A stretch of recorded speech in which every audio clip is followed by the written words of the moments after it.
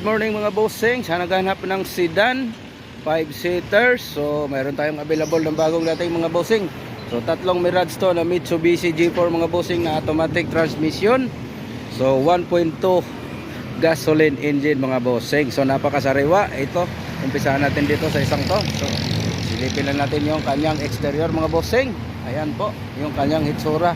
Napakasariwa, wala pong gas-gas. Hindi pa po ito nabaping mga bossing. Isang araw lang ito dumating. Ayan, so coding nito mga bossing is Friday, ending 7.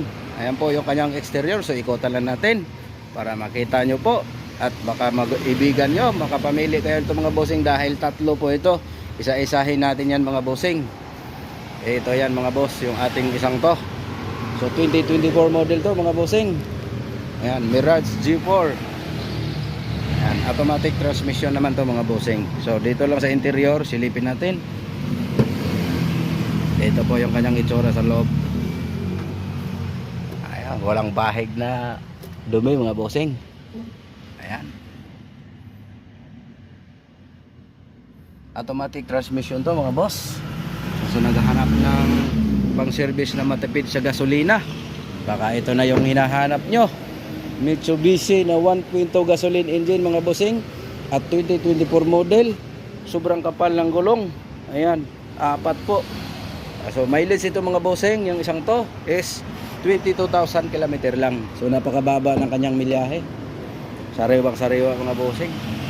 Ito baka gusto nyo, may automatic transmission na kayo na Mirage G4, pwede nyo siyang ipasok sa Grab.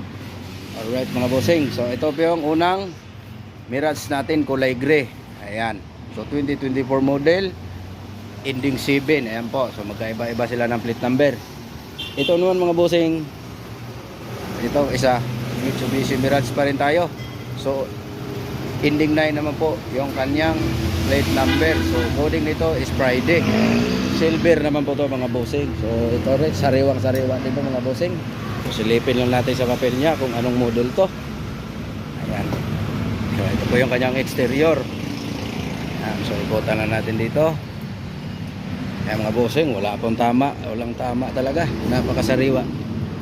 Ayan, ito yung kanyang likod. So Mirage G4 pa rin tayo mga bossing ha. So magkaiba-iba lang yan ng plate number. So tandaan nyo lang po, baka may mga tipuhan kayo.